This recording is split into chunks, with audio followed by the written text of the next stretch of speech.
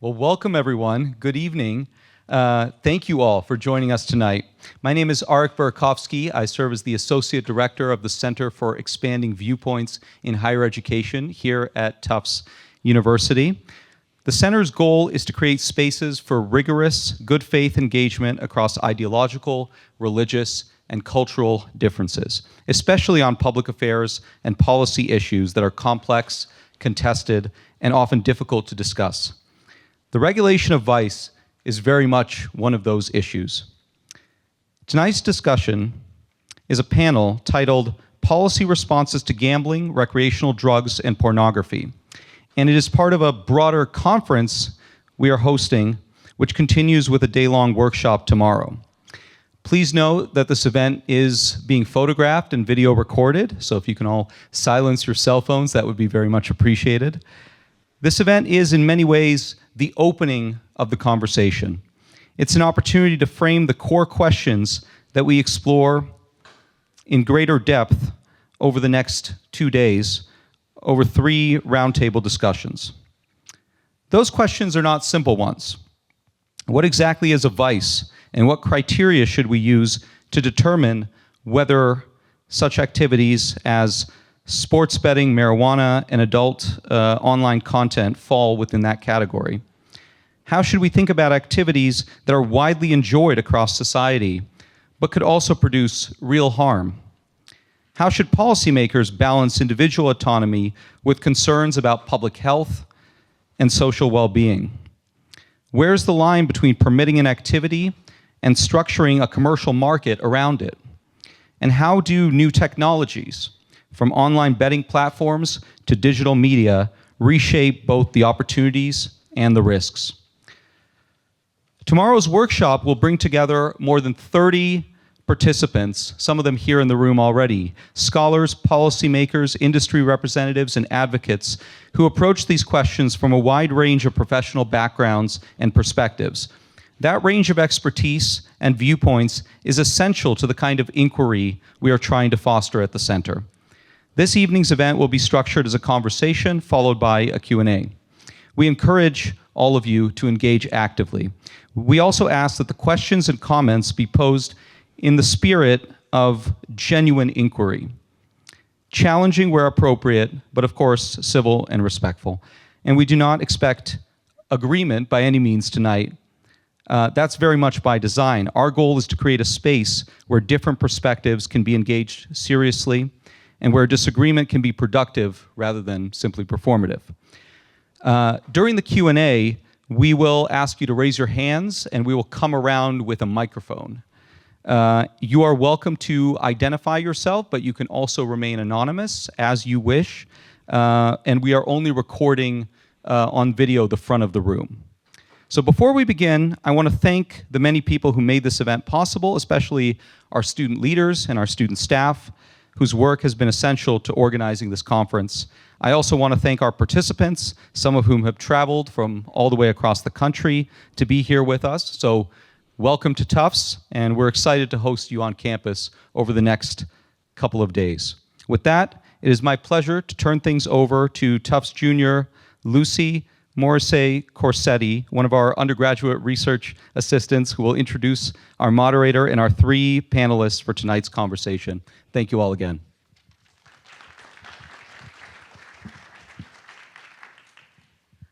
Welcome, everyone. Thank you so much for attending, and we are so excited to have you all join us today. Like Arik said, my name is Lucy Morrissey-Corsetti. I'm a junior here at Tufts studying political science and economics, and I'm also one of the student research assistants at the Center for Expanding Viewpoints in Higher Education. Today's panel aims to explore the ethical and social implications of sports betting, marijuana, and online adult content, as well as investigate what a responsible public policy response looks like. We recognize that these are sensitive topics, and we ask that you engage respectfully and mindfully in the conversation and approach with an open mind. I'm very excited to introduce our panel of experts who will be speaking to these topics today. Isaac Rose-Berman is a fellow at the American Institute for Boys and Men, where he focuses on gambling research and policy. Charles Fain Lehman is a senior fellow at the Manhattan Institute for Policy Research and a senior editor of the City Journal. His research focuses on the public policy of antisocial behavior, including issues of crime, drugs, and public disorder. Shaleen Title is a former top Massachusetts cannabis regulator and a distinguished cannabis policy practitioner at The Ohio State University. She also focuses on the regulation of artificial intelligence. Finally, our panel moderator today is Ian Coss, a WGBH host and creator of multiple acclaimed podcasts, including The Big Dig and Scratch and Win. We hope you all enjoy today's conversation, and without further ado, here's Ian Coss. Thanks so much. Come on up, everybody. So my sense, just talking to people while we were getting set up, is that there are a lot of really interesting, smart people in this room who know a lot more about this than I do. So my goal for tonight is to kind of set the table, start the conversation, and then hopefully get out of the way and open it up for a conversation in this room, which I think will be really interesting. So Isaac, I was hoping we could start with you. How did you get interested in gambling? Where did that start for you? Gambling is really fun. That was tell me about it. Drew me to it. No comment on the other two vices there. I mean, I think it was also, for me, my background was sort of in the more mathy analytical side, and so the games of chance, so many of the greatest mathematicians out there got their start looking at games of chance and gambling, and so that was really appealing to me. And then as someone whose background was in policy and political science, so new, right? Sports betting in particular has been around for a long time, but the modern iterated digital version has not been around that long and only recently got regulated. And so the question of how we should integrate this into society was one that really interested me. And just, I mean, you don't have to out your age necessarily, but you were like in college when sports betting was legalized? Yeah. I went to Brandeis, so I graduated a few years ago. So Boston, I think, legalized sports betting in 2022. So my senior year of college was when it first started to really spread. And I think the same thing was mostly true for weed, if I remember the first dispensary that opened up near campus. Well, first one that opened up near campus for me at Brandeis was I think my junior or senior year. Not that I had any. And so for you, was it sort of did it feel normal or almost a given that, yeah, of course you can bet on sports? Or did the historic nature of that resonate for you as a young person living it? I mean, I think the biggest thing was sort of the advertising and the marketing, right? I actually had bet on sports before it was legal while I was, still a child. But what was crazy was, looking on TV or on ESPN and you're just seeing, LeBron James telling you to sign up for DraftKings, the broadcasters telling you, here are the odds. And as someone who had watched sports my entire life, it was like, oh my God, this is kind of crazy that the degree to which this is being sort of pushed on people. That was what really kind of struck out to me, separate from the actual, mechanics of whether or not you were allowed to bet. Yeah. Shaleen, could you two scoot back just a little bit? We're kind of in this straight line where we can't see each other. There we go. All right.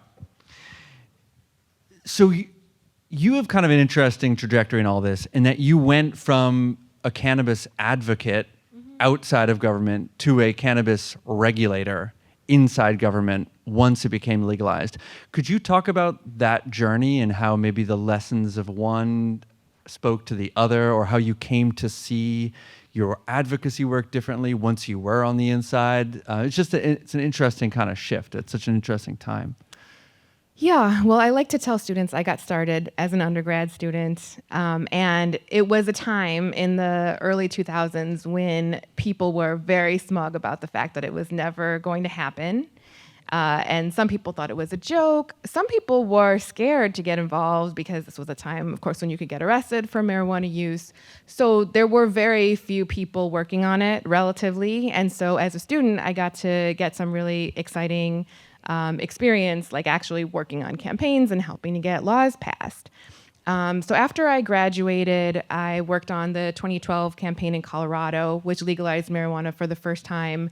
And there was a really fun few years of going around, advising campaigns, helping more laws to pass.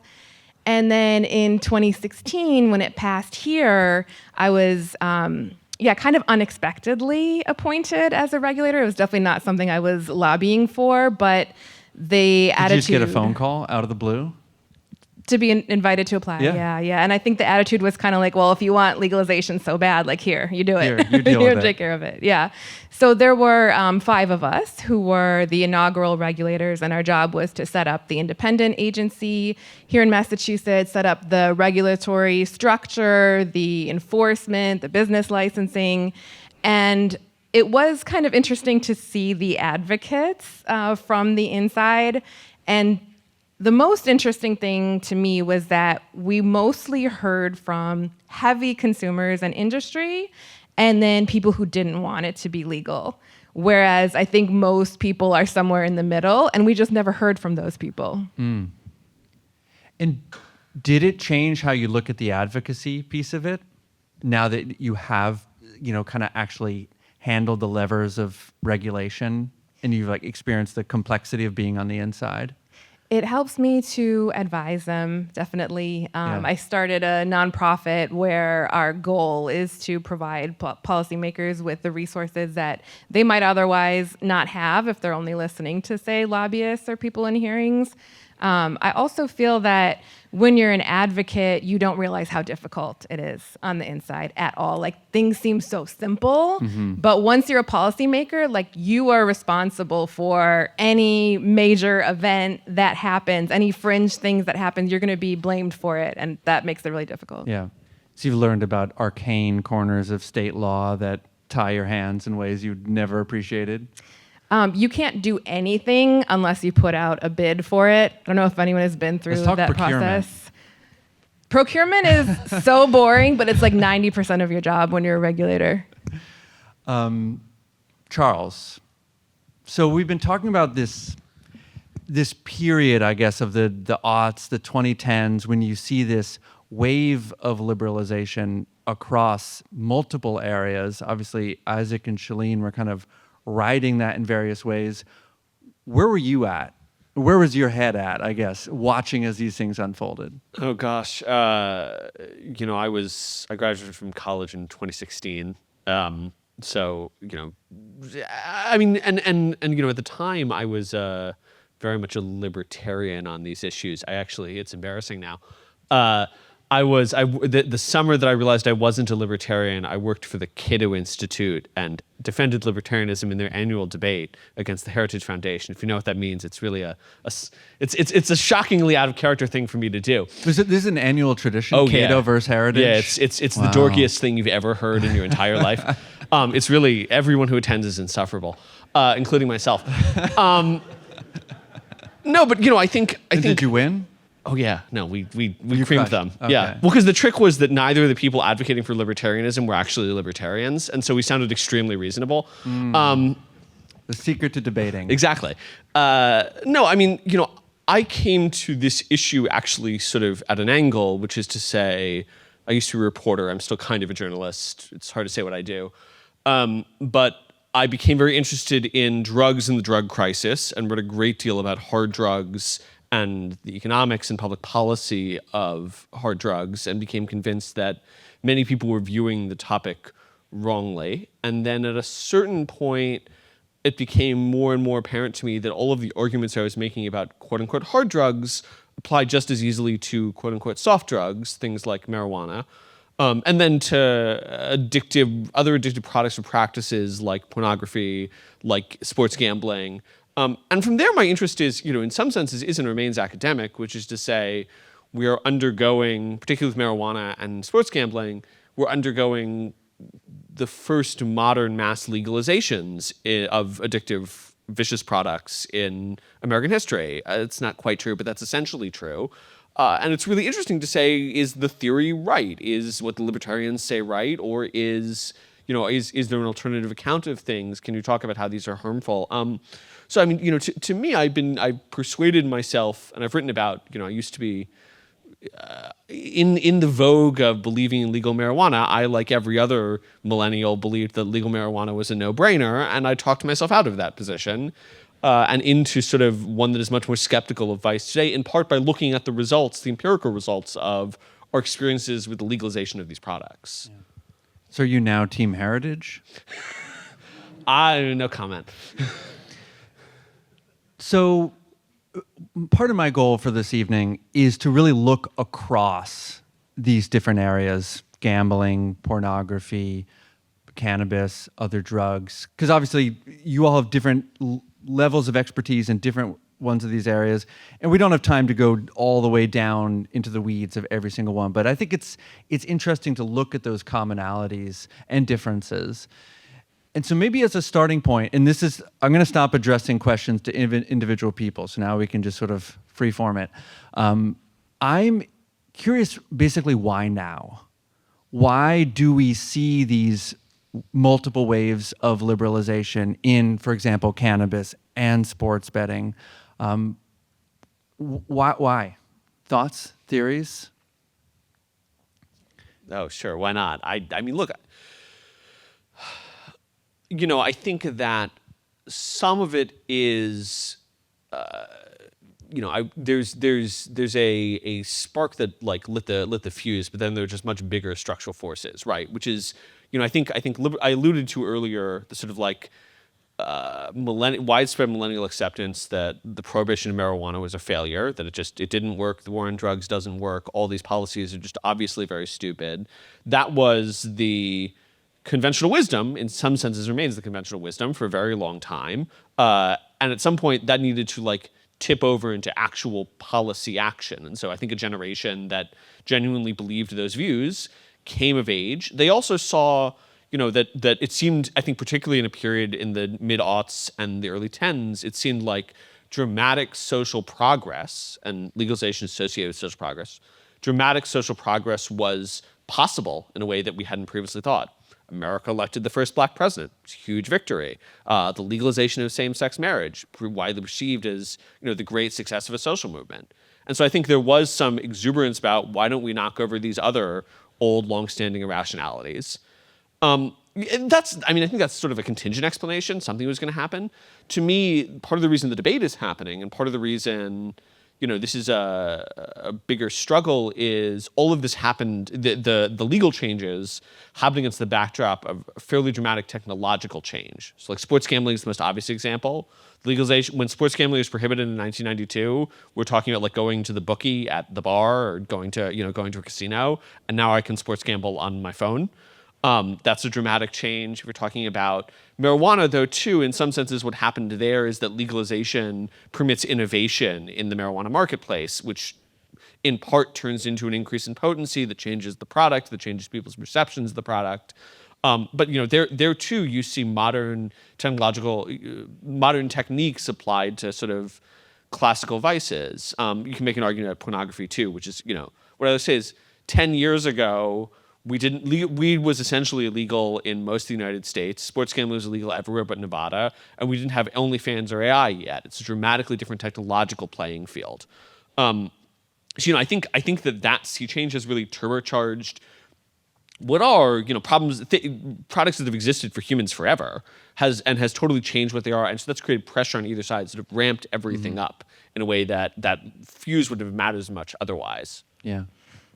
I would add to that too. I think the use of ballot measures has a big impact on this. Political strategy nationwide. As a political tool, I think we're seeing, at least here, we're seeing more ballot measures every single year. Psychedelics was on the ballot recently. Yeah, and failed, but maybe they'll try again. But yeah, I think things like same-sex marriage, marijuana, all these things that people have been doing for thousands of years but weren't legal. I think ballot measures tend to be a good way to get them addressed by law. Did you, when you were advocating for cannabis liberalization, did you see yourself as part of a broader, I don't know if you'd use the word libertarian, but a kind of social libertarian movement that could encompass same-sex marriage and different forms of gambling? Like, did you see those things as of a piece? I don't think I thought about it at the time, but I know that for sure we were following in the footsteps of the same-sex marriage movement because it was going state by state, and it was definitely the people ahead of the politicians. Yep.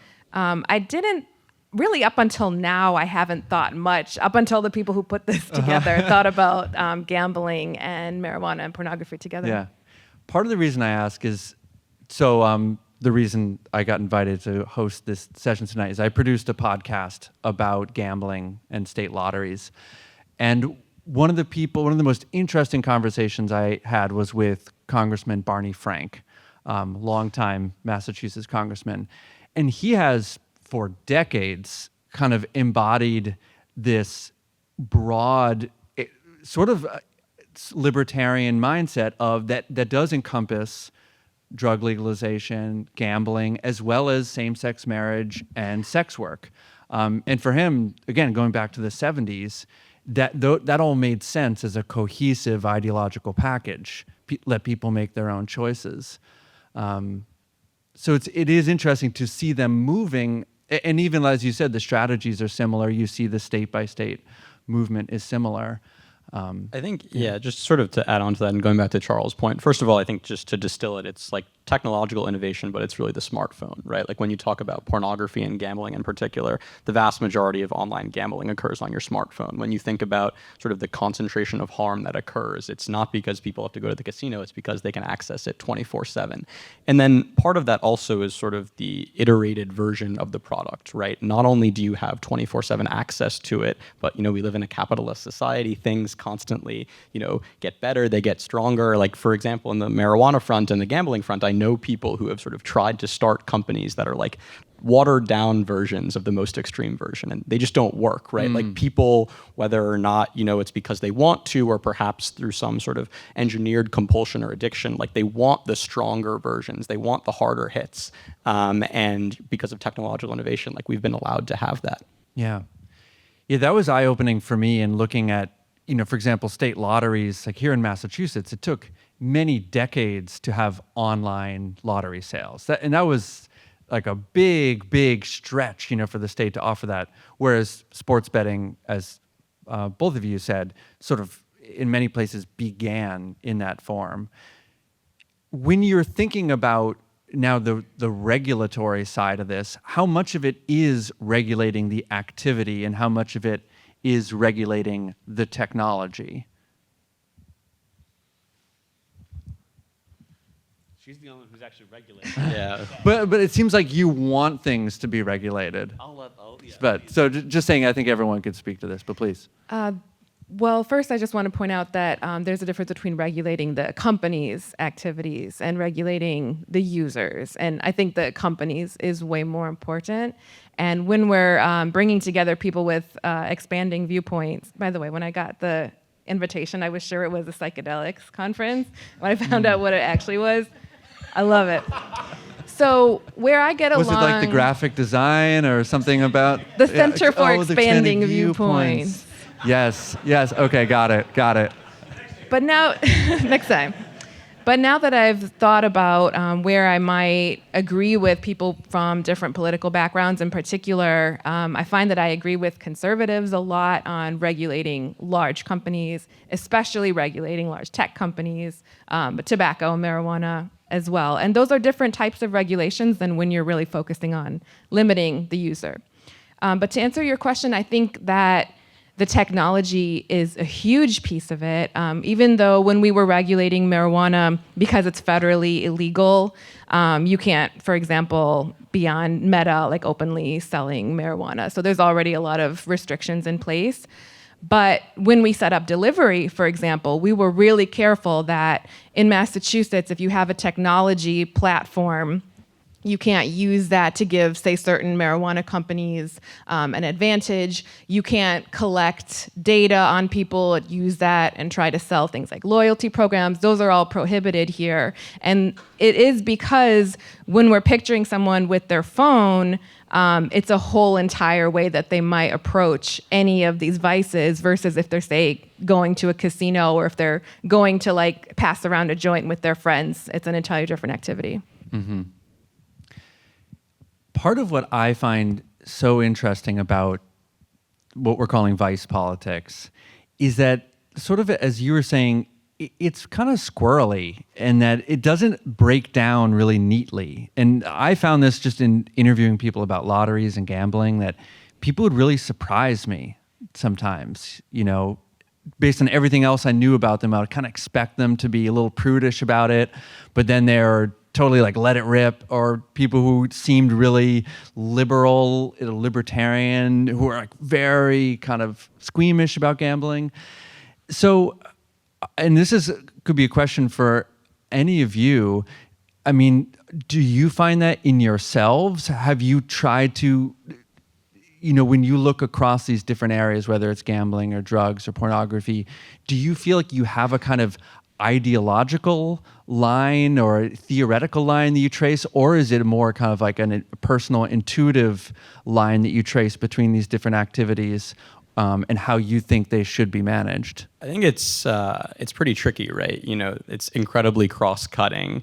And frankly, like when this conference was first being set up, I was a little bit skeptical in that, I work on gambling, and I think it's a very tricky thing for a variety of reasons, but I was afraid that, if we combined it with these two other vices and vices in general, that a lot of nuance would be lost and that conversations that are already not being productive would become even less productive. But increasingly, especially over the last year or so, I've realized how many conversations around gambling policy in particular, because that's what I know about, are sort of based in pre-existing beliefs or moral beliefs about what people can and can't do, what they should do, what the government should incentivize people to do, or sort of nudge people in certain directions. And so, yeah, I mean, I think that it is, the political coalitions are very tricky on a personal level.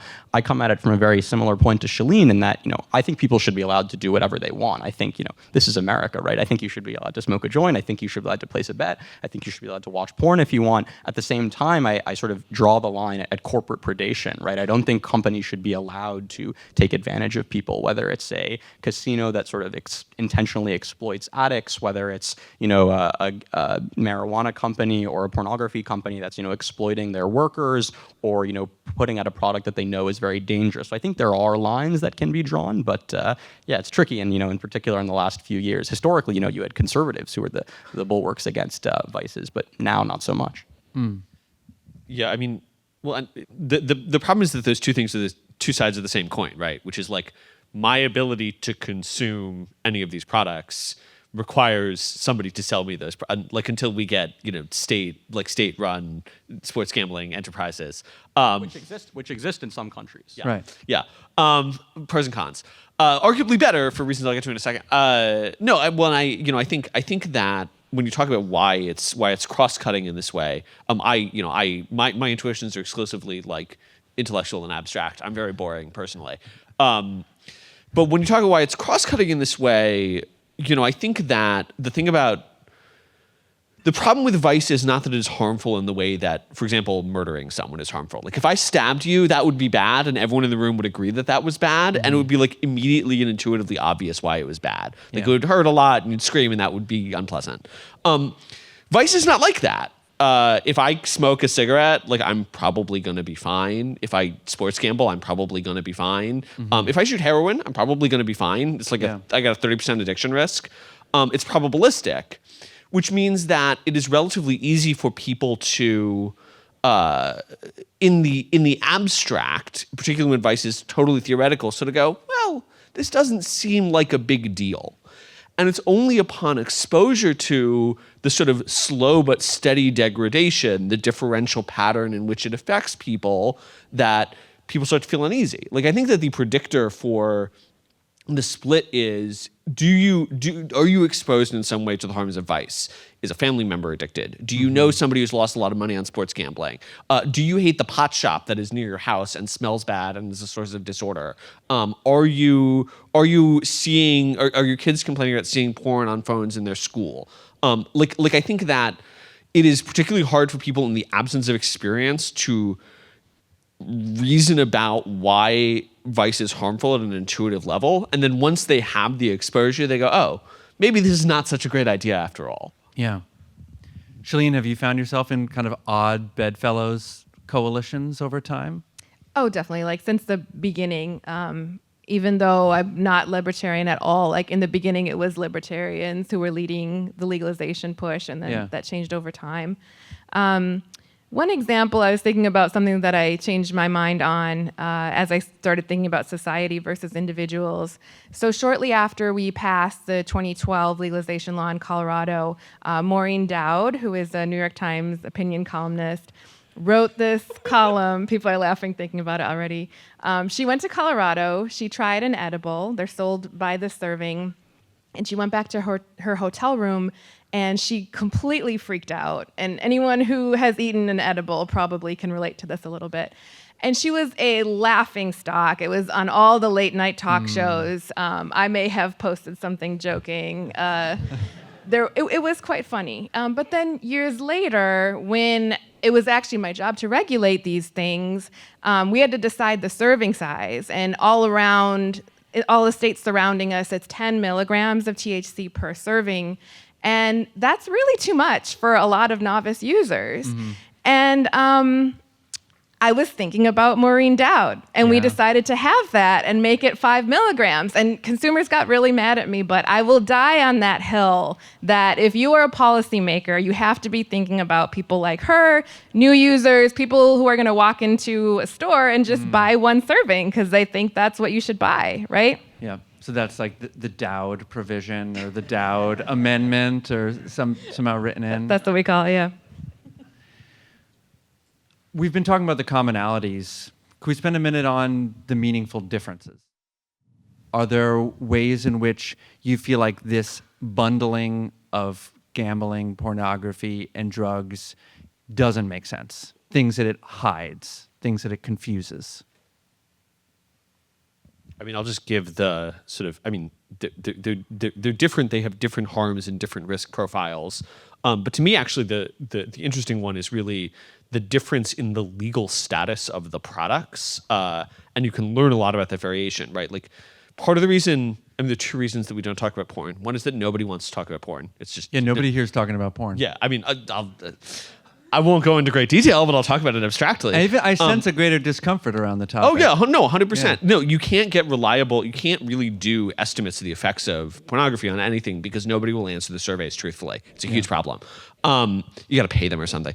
But the other thing is that like most pornography is free speech, right? It's protected speech under the First Amendment unless it's obscene, highly cabined category, or there are certain rules about stuff for kids. But like that matters a lot for the shape of the marketplace, how much government can intrude. Marijuana is in this like weird mixed status. It's legal in 24 states. It's illegal in 26 states. It's federally illegal. It's legal in some other countries. You can go to Canada. And in sports gambling, we saw this incredibly rapid diffusion. It's 40 states now, up from 1 in 2017. The rules are different in lots of places. So I think it is actually very instructive to look at how the regulatory regimes vary and how the permissiveness varies and then how the harms vary with that, because they do look very different in practice.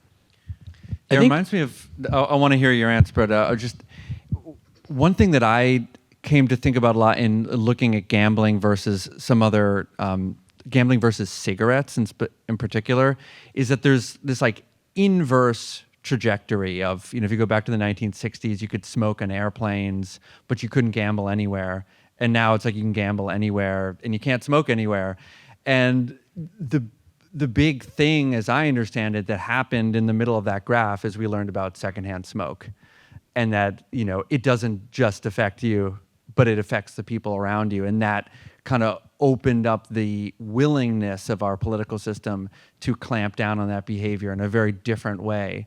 And so it does seem like sounds like you've got a response in there, but way it seems like there is a line there between this affects the person who's choosing to use it and this affects other people around them. And I know that all of these activities can have different kinds of spillover social costs, but that seems to be a kind of a bright line for a lot of Americans. I think that Americans need a pretext, which is different from saying they need some externality.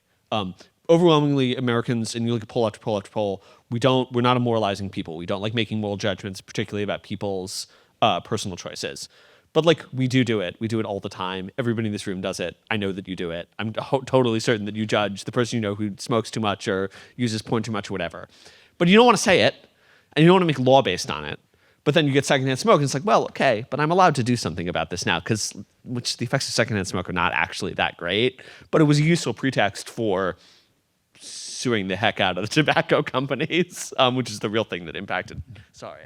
No. So we're talking about differences. Yeah, I mean, them. I think less sort of between the vices, but about vices in general, one thing that I like to think about is sort of the degree to which the vice is social versus antisocial.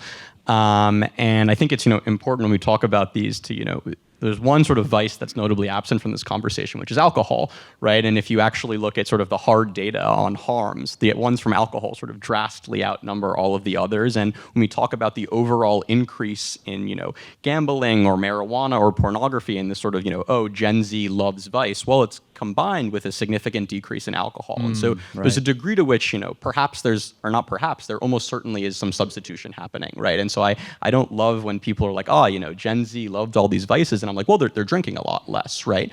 And, we can agree or disagree with that. But I think, it doesn't delineate, sort of separate based on the specific vices. But like when I think about gambling in general, whether it's harmful or not harmful often comes down to whether or not it's social or antisocial, right? If you're placing a bet with a bunch of friends and you're all enjoying the game together, or it's, enhancing your fandom, that's fine. If you're home alone in your room, glued to your phone, being really antisocial, that's problematic. I think probably, the same is true for marijuana, right? If you're, smoking with a bunch of friends and you're going out, it's, maybe okay. If you're, at home alone, always smoking by yourself, that's going to be a lot more problematic. I don't know many people who are watching pornography together. I would assume maybe that's a healthier engagement with the product, although maybe not.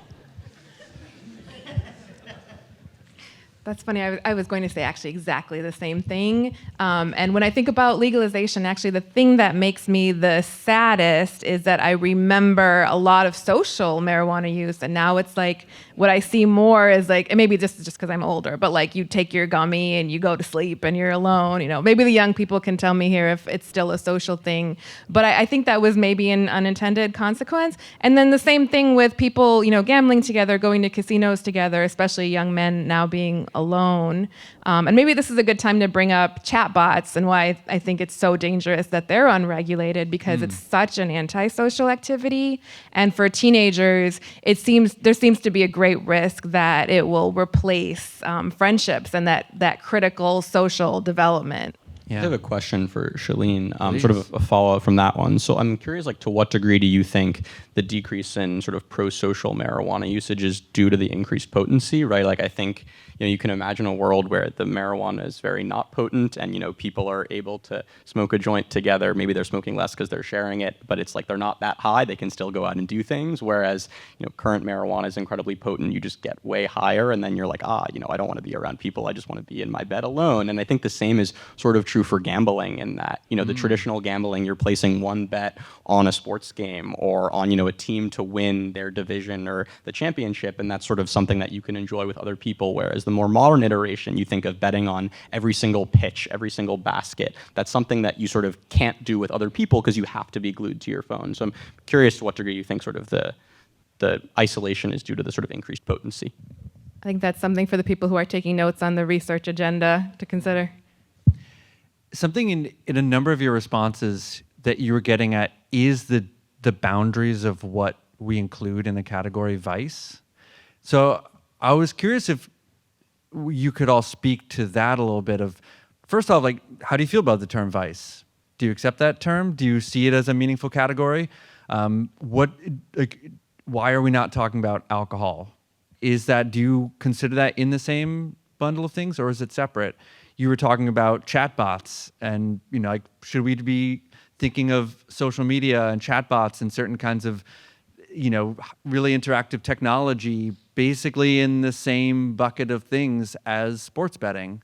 How do you draw the lines around what is and isn't vice? I mean, I think it's, I do it sort of on a personal level in terms of how it impacts you, right? I think anything can be a vice, right? Anything can be a crutch. And I think in general, what I think about is, whether or not you're sort of using it as some form of escapism, whether it's, displacing other things in your life. But yeah, I mean, I think I know people who, for them, social media is incredibly harmful and almost certainly would be categorized as a vice. And I know people for whom, drinking or smoking or gambling may be a vice, but it wouldn't, the way they use it doesn't sort of come off as that way for me. But I know Charles has very strong opinions on this. Okay. No, I mean, I use the word vice very deliberately because I think it describes a unitary category in a way that just sort of saying other terms don't necessarily do it particularly well. And I mean, it's a classical term, but it makes sense for a reason, right? Like what's a vice? It's the opposite of a virtue. What's a virtue? It's a good habit. It's a way of being in the world consistently that is not a matter of deliberate choice, but is a thing that shapes our character. What's a vice? It's a bad habit. It is a continuous compulsion that we do even though it makes us worse. And again, I like the classical language because it refers to a weakness of the will. That's what a vice is. It is a thing that induces in us a weakness of the will. In some senses, you can totally just say like anything's a vice, and there are things that can be vicious to some people. But in my mind, it makes a fair amount of sense to say there are certain things that are reliably vices for a meaningful proportion of the population. Like opioids are pretty reliably a vice, and you can sort of describe biochemically why that's going to be true. You can talk about reinforcement. You can talk about dependency. You can talk about developing a tolerance. That all makes sense. In the case of chatbots, my response becomes like, I am less concerned about, I think antisociality is a legitimate concern per se. Where I become worried is about where I begin to think about regulatory action being appropriate is when we're talking about compulsive antisocial behavior, about things that you're doing even when you know that it's bad for you, you still do them. And most importantly, somebody is selling that thing to you and is profiting off of you making that bad choice over and over and over again, even though you want to stop and you can't. So that I think that bundles many concepts, but I think it is a feature of the human condition that certain things have this effect on us, and it's good to have a name for that. I think about vices pretty differently. I wouldn't ascribe a moral value to it.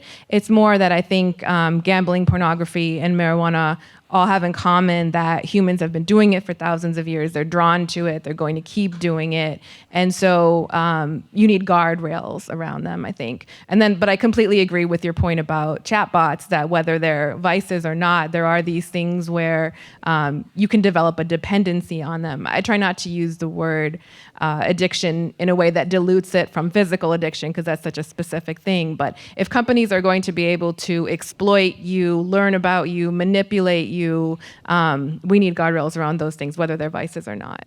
I kind of think, we're talking about and around pornography, like the classic, you can't really define it, but you sort of know it when you see it. And I think when I think about vices, it's like, you kind of know it's like, this is probably not good. And even if it's sort of not bad for you on an individual level, you can do it. But yeah, I think from a regulatory standpoint, it's important, not to really be moralizing and really to sort of focus on the companies and, the products and the practices rather than, the individual acts.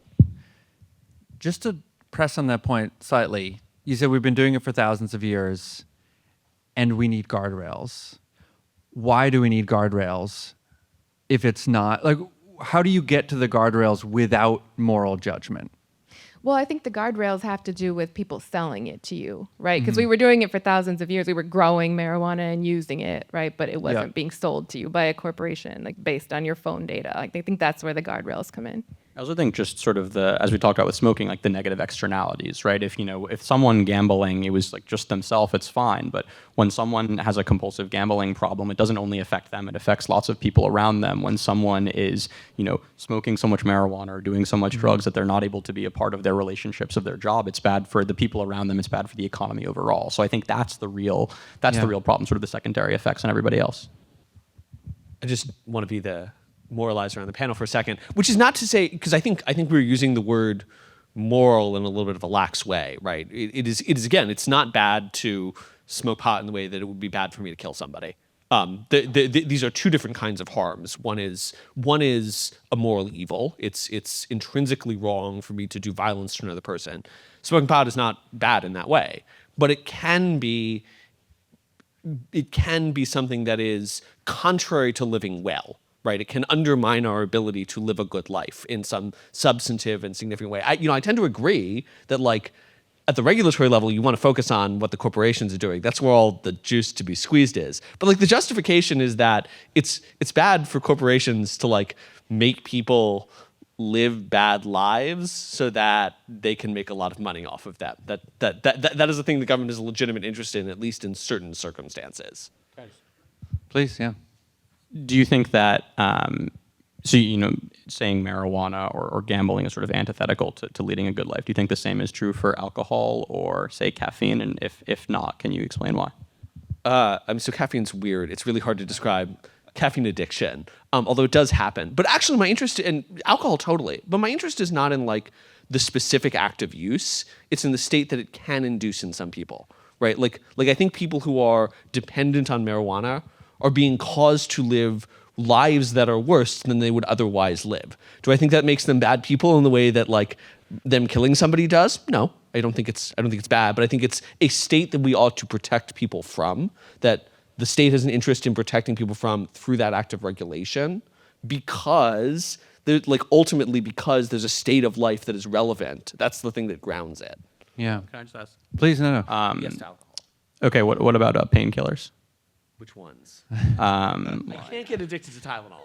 But I mean, I think if the question is, like you're protecting people from altering their life in some way that you deem to be, bad or antithetical to the good life, like, sometimes, whether it's, because of escapism or whether it's because, you're in pain and you want to do that. I mean, is there a difference? Okay, I'll rephrase it. Is there a difference between someone who is smoking weed because they want to get high or someone who has, real chronic pain and they're trying to do it to reduce their pain? And yeah.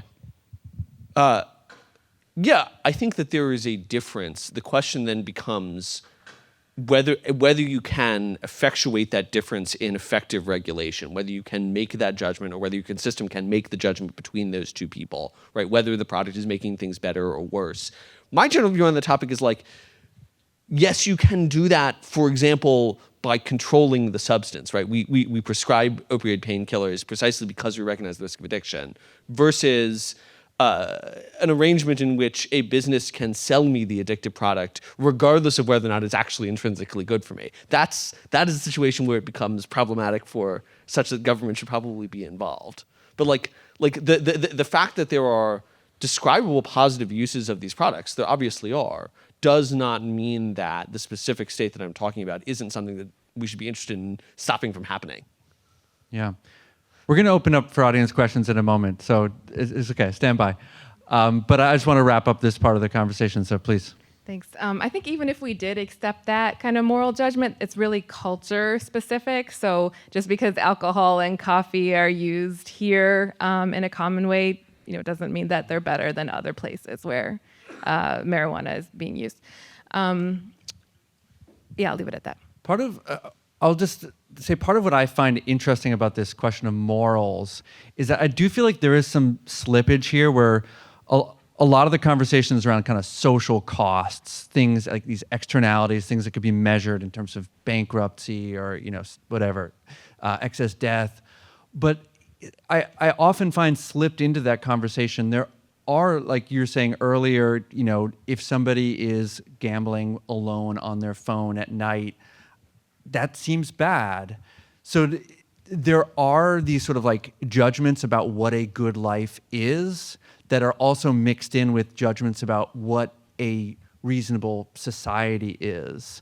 And it seems like different political actors kind of come at vice from those different angles, but they do seem kind of mixed up in some ways. I'm curious if that is something that you all see. I agree. Yes. Yeah. Maybe that is a good moment to open up to the floor. I've got more questions, so if we find ourselves with an awkward silence, I will step in. But please. Hi, I'm Dick Daynard, and at least in the area of online betting, which is where the great majority of betting is happening now. The issue, I think, is not a personal vice, it's corporate avarice. And what the corporations have done is there's a great similarity. I'm very familiar with tobacco and with tobacco litigation. And what was successful in tobacco litigation, I think, more importantly than secondhand smoke, what was successful was when the juries began to, and the public generally began to understand that the corporate executives had deliberately designed this product to be highly addictive. And that's exactly what's going on with the online, in the online gambling world. And by the way, addiction is the right word, because the people who are in charge of this language, the American Psychiatric Association since 2013, have classified gambling as a full-fledged addiction. Is there a question? Do you agree? Yeah, I mean, to the last point, I do agree that gambling addiction certainly can be an addiction like any other. And I'm not a scientist, but if you look at the brain scans of people with gambling addiction, they're the same as anybody with a drug addiction. But to Shaleen's point, I do think it's really important to be careful about these terms. I generally don't use the term addiction. I sort of think of like compulsion or problematic use, and that's because I think it just encompasses a much larger number of people, especially with the sort of technologically iterated versions of these products. Like, there's a small number of people who have a gambling addiction. There's a far larger number of people who are using these products in a way that is, not good for them, maybe that they would like to cut back on. It's not ruining their life, but it's not good. And I think the same thing is almost certainly true for pornography and marijuana. There are far more people who sort of fall into this problematic bucket than there are sort of the actual addiction. Yeah. Questions from students, especially. Yeah, please. Oh, come on, guys. Yes, you ask questions all day. That's what you're here for. Pass it over there. Hi, I'm Safal. I did some work preparing research for this conference, and sort of this is open to like any of the panelists, but one question that I had when looking at this is, do you think that people can actually agree on what the negative externalities about these vices are? Because it seems that, courts, the legal system, and so on, they have to rely on evidence that we can all agree is actually evidence that these things are causing harm. But it's not obvious to me that all of the things that people think are harmful for you will come into agreement. Like, for example, if I got high and I tried to drive somewhere, I'm pretty sure everyone could agree if I had taken like a 10 milligram edible that I shouldn't be doing that. But if I'm just sitting in my room and I'm taking an edible and I'm listening to music at night, that could be harmful for me and that it could impair my ability to wake up and study tomorrow. But on the other hand, it doesn't seem that people would all agree to recognize this as harmful. So to what extent do you think even like recognizing these externalities is possible? And if it is, how do you think it should be done? I think, great question, first of all. I think people are actually generally in agreement on the negative externalities. Where there's disagreement is on the positive side, right? I think most people can recognize when, whether someone's been impaired from alcohol or drugs or has lost a lot of money gambling, we can kind of agree that that's bad. The problem is we can't agree on sort of the positive utility. And Charles and I have disagreements all the time, right? Like, if someone watches a sports game and they place a bet on it and like they're more engaged in the game, I would say that is, good. Like, there's utility being created. Charles would say that they're a sinner and a terrible person. It's bad for society. I think the problem is, like, when we're thinking about public policy and regulating these things, you have to weigh them, right? We're doing utility calculations where there's obviously harms that when you legalize something, almost certainly more people are going to do it. And there's going to be people who have problems with them. There's going to be negative externalities created. At the same time, there are a lot of people who are going to use them in a way that it enhances their life. And so you have to weigh those two things. And I think, at least in my experience, there's a lot more disagreement on weighing the positive side than weighing the negative side. I don't actually think that. No, I mean, well, but like there are two things around here. One is that we're like munging together externalities and internalities, right? Like, it is actually relatively easy to get people to agree about the negative externalities of these things. To Isaac's point, it's harder to value the internalities of like the guy who gets up every day and smokes 5 joints over the course of the day and says he's happy. Can we disagree with his own judgment about his utility function? Like, that's relatively hard to do. And then, to the point over here, there's also a problem of like what I would talk about is like hypervalues, which is how do you value your set of values? So like, my response to the game is, yeah, it's totally great for people to generate pleasure. People like pleasure, it's fun. But like, how highly should we rate units of pleasure versus like other concern? Are these totally interchangeable? Are these discrete units? And I think the actual answer to that question is just like, particularly both in legislation and particularly in the courts, you don't ever make judgments at this level. Instead, you were always making sort of case-by-case applications of practical reason, which I think is perfectly fine for these purposes. Like you're never gonna actually resolve the question that you're interested in, and that means it's a terrible question for the basis of public policy making, and we should talk about something else entirely. And then my response is like, you should talk about what are the sort of macro categories of harms, and then also just like, what harms matter to us versus not as a society in the deliberative process that like we do in democratic disputation. Like that is why it matters that legislatures make decisions about these things, because somebody has to make those hyper value judgments. I think just to add on to that, I think that one of the advantages about thinking about gambling policy and almost certainly marijuana policy, although I don't know that much, is that we're so early on that it's not that developed, and so there's a lot of room to basically decrease all the negatives without actually decreasing a lot of the positives, and that's where I think like a lot of the work that I do and I try to do and is thinking about like, okay, how can we get rid of a lot of those problems while still ensuring that some of the positives are there. But I don't know if that's true for marijuana. I'll just add one more thing, and I don't mean to oversimplify it, but I really do think about it as harming others. So if you smoke 5 joints and you're impaired and that can be measured, and you cause a car accident, that's harm. If you, if there's an AI chatbot that's been watching you and says like, I'm your AI girlfriend and I know that you're anxious and I think if you buy this brand of 5 joints, like that company is causing harm. But if you yourself go and buy like several 5 milligram servings and you eat them, I don't see that as harm if you like it. I guess I know that none of the 3 of you are pornography experts, but I was wondering what your approach towards regulation is on something like porn, where like how you know it when you see it, the definition of what makes pornography is not very clear. And so I was just wondering how you would approach the regulations on something like that or on pornography itself when it's hard to even write the laws because there isn't such a clear definition. Yeah, I mean, so, okay, but we don't actually use the, Like the mic's off. Oh, that's fine, cool. We don't actually use the when you see it standard anymore, right? That's from the 50s. We now have a broader standard of obscenity that is in some senses subjective because it incorporates the moral judgments of the community in which the product is distributed. A whole set of thorny questions there about what the relevant community is. I think that in some senses this whole conversation is confused because for largely contingent reasons we reach the conclusion that pornography that is not obscene is protected speech.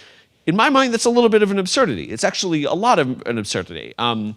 Catherine McKinnon, an individual with whom I disagree about many things, is really, I think, quite evocative on this topic. She has a line in Only Words in which she says, nobody would plausibly argue that filmed footage of a lynching is free speech. Why do we say filmed footage of a woman being brutalized is free speech? That is the legal regime in which we currently live. In which that's the standard. I think it's going to be inherently fuzzy from that point onwards because you're constantly running up against this strongly protected expressive right. I kind of think that's a problem with the system as such. That said, I think you can make. Ultimately, what is obscene is a question for a jury. You have to look at the individual material and say, does it meet this 3-factor test? That's the best that you're going to do. I think it is a cognizable question. It's a thing that you can make judgments about, but only ever on a case-by-case basis.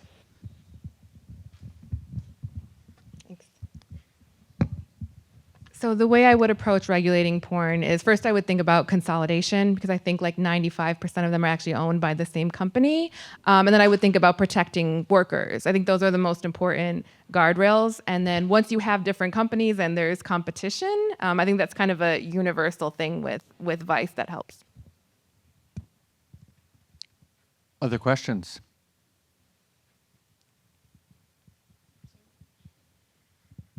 Hi.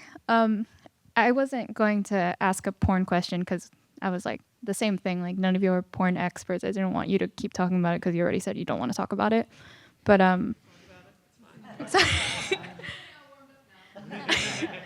thank you for that.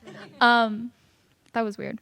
But I think when I'm thinking through the questions, there are a lot of like key terms that popped out to me. Like you're talking about free speech and you're talking about secondhand harms. And I think pornography, like when I was like reading the pamphlet, like it does stand out to me as something like I feel differently about that as a vice versus the other topics we've talked about, because it seems like the secondhand harm is not towards the consumers. It's more about, well, I mean, it is obviously, but like very importantly, it's also the producers. And I was wondering if you could like help me think through that nuance, because like people who get rich off of like cannabis and like those are all like very, and sports gambling, like those are companies. But when we think about porn we consume, a lot of times it can be like individuals. I'll just say that, not sort of maybe the executives, but I know many people who have worked in casinos who work in the gambling industry, and it can be very difficult for them, and they sort of experience a lot of the harms, not necessarily in the same ways at all that people in the pornography industry would, but they, in the same sense that sort of they are inflicting the harm. I had somewhere I was going to go with that. I lost it. I'm going to leave them to talk about the porn. I don't want to just, I can talk, but, I mean, look, I think the basic question is, do you think things can be both consensual and coercive, right? So, because you're talking about a labor relations problem, the secondary harms to the producers, by which I assume you mean the performers. You're talking about secondary harms to producers. Yeah. Or, Yeah. I mean, like, I'm skeptical about like, okay, this industry is getting like bigger and bigger. That's not just like and impacts the consumers. It's also if this kind of industry was more normalized, that would like increase pressure for, or like, sorry, I'm not doing this very well. It's okay. But it would like make it more of an option for people who might buy into this kind of industry and be pressured like because of money or absolutely. And you think about that as something like OnlyFans. Is that something that you're talking about? Yeah, like the barriers to entry to producing pornography are lower than they used to be, which is good if pornography is good, and it's bad if pornography is bad. It becomes, in every person's opportunity cost calculation, there is some there is some optionality of like, I could just do this thing in order to make money. If you lower the barrier to entry into working on that, then that becomes more of a logical trade-off. Which I think, if you believe that producing pornography is a thing that is harmful to the person who participates in it, then is probably not desirable, all else being equal. Which is an argument for raising the costs of entry, which is hard to do legally, but like the way to think, the way to think through I think that's the right way to think through the situation you're talking about, which is just like, if you make it easier to do porn, at the margin, more people will do porn. If it's bad to appear in pornography, then you don't want that to happen, and so you want to raise those costs. To what extent does porn exist in just a totally different regulatory world because of the First Amendment and the fact that it is expression? It's considered as expression rather than some kind of commerce. Is it just a totally different world?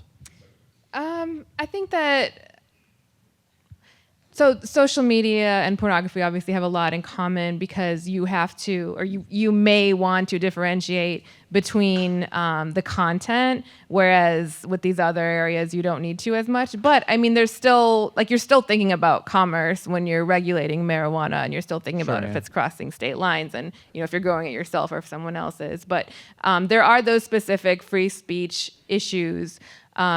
It may be better to actually not differentiate between the content, and no matter what it is, just have certain guardrails around, the workers, the standards that are set, and corporate consolidation. I'd be happy to talk to you more about it after if you'd like. I mean, it's another area where you kind of, the language of utility and the language of morality kind of run into each other. Like, if you can have a content agnostic regulatory regime that ensures that everybody participating, their rights are protected, then maybe you can actually achieve that without ever passing judgment on the content itself. But it seems like that the morality, it's hard to talk about porn without talking about morality, I guess is what I'm saying. Or it seems like it's always right there. In part because it is in a sense expressive, which is to say, like, you're making normative claims about what it is and is not okay for people to do to each other or to do with one another. And some of that is like, our society still has sexual mores, right? Like there are things that we think that people shouldn't do, even though we are much more permissive or tolerant than we were 100 years ago. And so the question is like, do we think that violent porn is acceptable? Do we think that I don't really want to describe dirty details, which actually makes my point, right? Is like, I'm happy to. So the actual porn experts are all in the back here. That's great. I would love to finish my point, and then I would be happy to hear your point. I promise. Absolutely. I'm just letting you know that there are folks ready to talk about porn. I'm aware. I'm happy to hear your response. I'd love to finish my point. I'm not only happy, I'm excited to defer. Yeah. I don't know what my point was. Yeah, yes, I think that there are intrinsic judgments that are involved. We all make these judgments all the time, and it's really hard to cabin that in any way that's productive. I'd love to hear the question. Well, I think or the comment. Well, so for starters, I think fundamentally what we decide as a vice has everything to do with moralization and very little to do with harm. I mean, so if we were really worried about harmful outcomes, why aren't we talking about driving cars or drinking raw milk? And if making porn is bad for people, I absolutely agree that it's a labor issue, but nobody's ever died on a porn set. I can name several Hollywood movies where people have died. So I think we really have to kind of examine how much of this is about societal stigma and making people feel bad about what they do versus actually harming them. What's the difference between harm and moralization? I don't understand the question. They're different things. Like moralization is your judgment about what other people do. But for example, the judgment that it's bad to be in a car crash is a judgment about what is good for people. Sure. Many moral arguments are judgments that were good but or bad not everything for is good or bad. Okay. Right? It's not black and white. It's not gambling is 100% bad and porn is 100% good, or cannabis is... So you agree that you can make moral judgments about these categories? If they're 50%, then 50% of the time you can make a moral judgment. I just said they're not 100%. Right. I didn't say that there was a definable percentage. Is it greater than zero? For what? Any of the three things you listed. It depends on the person. It depends on the use. It depends on everything. Can I make judgments about what's good for other people in general? You should probably mind your own business. But can I make judgments about who would be bad for you to be in a car crash? I think that would be bad. I don't want that to happen. But what does your opinion mean? Like for me? Well, it's actionable as a legislative matter. For right. example, I think that but people what does should it not have to do with me deciding to smoke a joint? Well, so I think people shouldn't drive drunk, and I think there should be laws against that. That's about harm to society as a whole, and what other people are doing based on this returns to the point from earlier, and I don't want to. Is rock and roll a vice? I would love to talk about this probably tomorrow, but also later. And I don't want to take questions from other people. But this is my point. Like this isn't a coherent category distinction. The things that are harmful, we make implicit judgments about their morality, i.e., they pertain to how people are going to live well or poorly. It's bad for people to be hit and killed by cars. They don't live well if that happens. That is a moral judgment. The law makes a moral judgment in saying we shouldn't let people drive drunk. It is not conceptually distinct in the language of morality versus harm. It is not conceptually distinct to say some other set of actions are not merely harmful, they're just moral. Harm is a category of morality.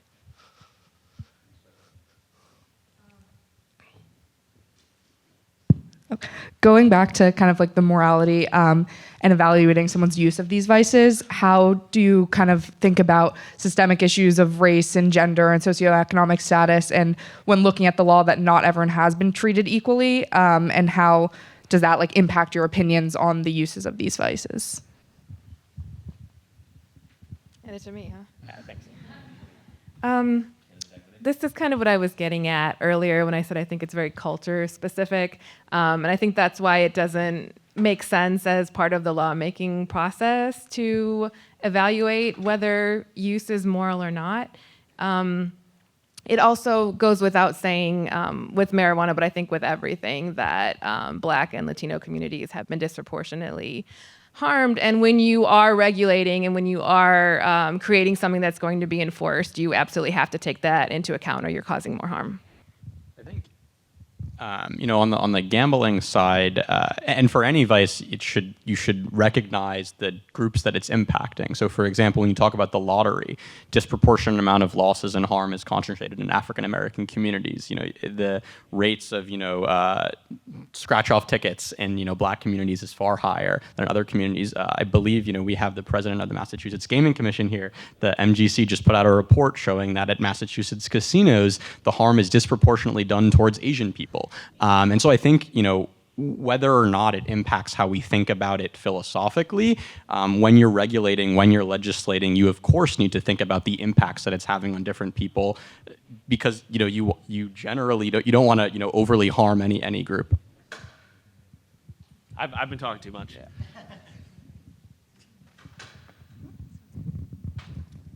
Hi, thank you. So we started by talking about what's in the zeitgeist, that there's been a lot of change in a short period of time in lots of areas, and we talked about federalism, and you mentioned the ballot initiatives. Can you talk a little bit about that current effort in Massachusetts to repeal legalization of cannabis? And if I'm remembering correctly, like no other state that has legalized it has put it on the ballot to repeal what they have done. And so Massachusetts seems unique, but are there efforts in other states to do that as well, kind of a buyer's remorse? And are we seeing similar things with sports gambling, or should we expect to see things on the ballot to say, whoa, we didn't realize what we were doing, let's undo this decision because we regret it? I was struck by Charlie Baker saying at some point that he thought sports betting was a bad idea. So this. Charles may want to speak to this as well after. But so this is not coming from people in Massachusetts. There is no buyer's remorse. This is an organization that has funded the entire ballot initiative here. 1.5 million so far has come from one organization. And they have also funded efforts in Maine and Arizona, although neither of them were successful. We are the only ones uniquely that will have a ballot measure. I think best case scenario, we get to have a really good, robust conversation about what legalization is like, what is the industry doing, is it what was intended? But I will say after 2008, 2012, and 2016, it's pretty unlikely to me that Massachusetts is gonna change their mind, and polls are not showing that initiative doing well. But we'll see, and I hope it leads to a good conversation. Yeah, I mean, on the sports gambling side, there's not really any efforts to roll back legalization, although there is a lot of buyer's remorse, and so you're sort of seeing all of these new attempts to regulate and sort of ways to curtail it. And I think in particular what you've seen, so in 40 states have legal sports betting, 7 have legal online casino, and so that has really stopped, right? The spread of online casino has stopped, and so it's sort of you're not pushing back, but you're not legalizing anymore. But there are some efforts that mostly involve, shipping Charles out to various states and telling everybody how bad gambling is. They mostly have me zoom in, actually. Yeah, I mean, I think Shalene's totally right that it's unlikely to pass in Massachusetts.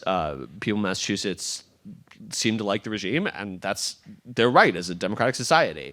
And my view on the topic is, I think that what is valuable to me about the referendum is we are a democratic society, and none of this stuff is baked in. On the one hand, I think Massachusetts is not going to roll back. On the other hand, Florida said no, South Dakota said no, I think for the third time. North Dakota said no, this is in 2024. And Massachusetts said no to psychedelic legalization, which all says to me the sense of historical inevitability that was bound up with marijuana legalization and drug legalization more generally for a long time has withered. There is a real wall. Ultimately my view is the voters should get to decide this stuff, or the legislature in their capacity as representatives of the voters. But I think I think it is, and I agree, I think it is objectively good that we're having a conversation about, is this what we as the democratic public actually want? And the answer can be yes. That's the right of the people of Massachusetts to decide. Something I've thought about just looking historically at these topics is that there are these big pendulum swings. And I'm most familiar with gambling, but I think you can see in other areas too of, opening up and clamping down and talking going back to like the 1800s, 1700s. Is it possible we are at a moment where the pendulum has been swinging in one direction for a long time, and that maybe someday we'll look back on this moment as a kind of high watermark for some of these things? Or do you feel like we're never going back to a world in which you cannot bet on sports and you cannot, buy an edible at the end of your block? I kind of think, the current time we're in is one where the pendulum is kind of swinging back and forth a lot. Yeah. And so it's, very difficult for me to see this as related to sort of any long arc. So yeah, I'm just pretty unsure about that. I think with marijuana and psychedelics as well, and this is just my personal opinion, not any of my employers, I do think that it has to do with the movement being led by people to now being led by the industry. And I think the industry just does not do as good of a job of convincing people. And I think that's why a lot of these things have failed. And whether it goes back to the control of the people or stays with the industry is going to determine whether that backlash continues or not, in my opinion.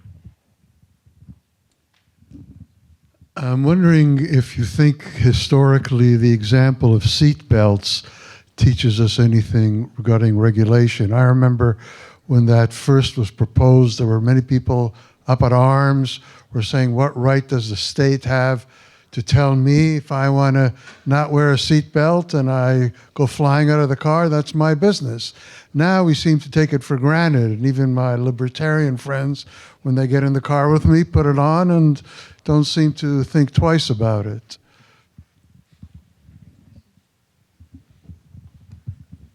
Yeah, one of the other hats that I wear is that I work on crime policy, and criminal justice policy matters a lot at the margins for shaping criminal behavior. But the overwhelming reality of the situation is that most people don't commit crimes because of most people do not choose to not commit crime because of the risk of apprehension. If I commit most crimes most of the time, I will not be apprehended, I will not be punished. And yet, law measurably and empirically shapes people's behavior, particularly over time. My favorite example of this is the moral action of Loving v. Virginia, which is the law that said interracial couples can get married, or the Supreme Court ruling that said interracial couples can get married. And at the time, 20% of Americans, I forget the figure, 10% of Americans, 20% of Americans thought that interracial marriage should be legal. And today it's 90+%, which I consider a good thing, because I think that interracial couples should be allowed to get married. But that is a case of the state saying, much like seatbelt laws, we are going to push moral culture in a particular direction. We're going to take a stand. That isn't always good. There are times when they're making the wrong judgment, but it is absolutely the case that it's not really, the state is inescapably a moral actor. It inescapably makes decisions about what is and is not good, whether or not we want it to. And so, what it should say is ultimately a question that it has to consider. For example, should people have to wear seatbelts is a question that it can't avoid making a judgment call on. That is such a great question, and what maybe we can talk tomorrow. I think a big question is, how do you figure out what the seatbelt equivalent is? In a few years, maybe we'll know what it is for chatbots, but we don't yet. And how do you get to that without a lot of harm first? Yeah, exactly what Shaleen said. I think, in gambling in particular, there's a bill in Massachusetts right now that sort of tries to do a lot of that. And a lot of the debate is around, okay, well, maybe if you deposit $10,000 into your DraftKings account, that should trigger a review. Well, maybe it's 20,000, maybe it's 5,000. It's not really, there's no clean line like there is for a seatbelt. If there were, I don't know, maybe in the early iterations of seatbelt, there were various safety versions. Some would be more safe than others. I don't know, but those lines are really hard to draw. We probably have time for one or two more questions. Let's do two more, one over here and one over there. Thank you, if I may. We've talked about porn quite a bit, and I want to play a little game of word association. The first word that comes to me when I think of porn is incel. We have not talked about incel, but we have talked about democracy. We've talked about groups that are affected by a product. We've talked about Charles brought up macro level ramifications. I don't like the idea of a bunch of weird incel perverts walking around. I don't like Nick Fuentes-like people, and I know that it's a chicken and the egg question. I think that the more porn you have in the world, the lower the barrier to entry, the more people that are young and disaffected you have walking out in the world who don't know how to talk to a girl and who don't have relations. And I think that's just bad. So I suppose my question is, how do you separate those issues, those macro level considerations that I think are bad for democracy? I think it's bad to have people of that nature walking around. How do you separate those concerns when you're regulating? Yeah, so I mean, I think it sort of goes back to what we were talking about earlier about sort of the pro-social versus anti-social nature of vices. And I think so many of the problems, whether it's with gambling or pornography or cannabis, is because they sort of magnify existing states, right? And so if you are a generally happy person with a bunch of friends, you have a good social life, a good job, it's much more likely than not that marijuana or gambling is probably going to enhance your life in some way. If you're really sad, Charles would disagree. If you're really sad or alone and your life is not going well, then these things are almost certainly going to make it even worse. They're going to be a crutch. They're going to, just make things very bad. And so I think it's just that's much less a question of the vices itself. And I would say it's really a technology question, a smartphone question, a social media question, and recognizing that when that sort of scenario creates all sorts of problems, I would say it's mostly kind of a loneliness problem. And then when you have that, and then you sort of combine it with these supercharged vices, then yeah, you're going to have a lot of problems for a lot of those people. Hi, I'm David Jernigan from the Boston University School of Public Health, and I've spent my career working on alcohol. So I'm the alcohol guy in the room. I'm fascinated by the area of agreement I hear from each of the panelists that things get bad when things get into the hands of a big industry that's suddenly making a lot of money off of this. And yet we live in a system that produces big industries that make a lot of money pretty much no matter where you look. How can we get ahead of this? Or is it just enormously naive to be putting products, practices, et cetera, out in the world and expecting that it's not going to turn into some giant profit-making industry pushing it on people?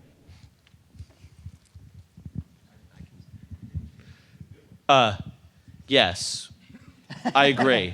I'm with you. Very briefly, once you have created the legal permission structure for the sale of an addictive product, you are always going to be fighting uphill. You're going to be fighting uphill against corporate pressure. You're going to be fighting uphill against the gray market that will sell the same product but unregulated for cheaper. You will be fighting uphill against the political risks that come from legalizing something and then insisting you need to turn up the enforcement level to deal with the gray market. There's a reason that the inflation-adjusted value of the alcohol excise tax has declined by something like 95% since the 1990s. 75% in Massachusetts since 1980. Yeah, there you go. It's a really hard problem. Some people are more optimistic about solving this problem than I am. I'm not very optimistic about solving the problem. That's a good segue to me. Thank you. Yeah. So when you look at marijuana dispensaries around this state, you won't find more than 3 of any one particular one. There's no Starbucks allowed here. The push that we see towards big industry is not inevitable, and it was never inevitable. It is a product of deliberate, specific policy choices, and we can choose not to make those choices. I think we'd end, before we wrap up, in a kind of forward-facing, productive space of, could you each and quickly kind of go down the line and share with us one concrete regulation that you would like to see in any of these areas, something that feels actionable, viable, that you think would help to balance all these various interests, harms, costs, utility, whatever framework you want to use, that you think should be more in the conversation? Well, I have a teenage son, so your comment resonated with me, and so does both of your work. The regulation that I would like to see is as he grows up, I do not want companies to be able to buy his data and build a profile on him and use it to emotionally manipulate him to buy things. That's what I'd like to see. I'll be super granular. I think sports, like no online casino. I think that's sort of a bright line, and there I'm both coming at it from the perspective of the harm is much higher, the rates of addiction are much higher, total social cost is much higher, and I actually sort of agree with Charles here in that I find from a moralizing standpoint that like the utility that someone gets from spinning a slot machine on their phone, I don't find it equivalent to the utility that they can get potentially from betting on sports. And I just look at the social costs, and that's a bright line that I like to draw. Yeah, iGaming legal in 7 states and growing. Call your legislator. I'm not really growing; it's sort of stalled, but yeah. We'll see. You were agreeing. You were doing good. I'm going to give a gambling because my question, I have many sort of like pie in the sky goals, but my very concrete, totally tractable one is that I want to see a state ban prop betting. I think it's totally doable. If anyone is $15 million, I've been told that's what I need to do in Ohio. So if anyone, like the couch cushions, prop bets, which are proposition bets, they're bets on specific events happening within the game rather than bets on the outcome of the game. The next pitch will be a curveball. Correct. They're a major source of all the betting scandals. They're key to reinforcing betting behavior within the game. Mike DeWine, the governor of Ohio, has called for a ban in his state. It's totally doable. We could get there. Isaac gets the last I just want to make just one clarification on that. There's a difference between sort of prop betting, which is a bet on any individual player to do a certain thing, right? So whether a certain player is going to get a number of rebounds, and then micro betting, which is the ability to bet on the next pitch, the next basket. And so I actually, on a personal level, sort of am in favor of getting rid of micro betting, and there's a lot of legislative efforts that are, on that front. There's some lawsuits that have recently been filed by people in this room on that specific topic. When it comes to prop betting, I'm a bit more skeptical, and I think it's a lot trickier. But yeah, micro betting, all on board. I think it's important to be careful about what we're banning here. I think it's good to end at the micro level, in the weeds, where we belong. Hopefully this can be the beginning of many more conversations over the next 2 days. So thank you all to the panelists.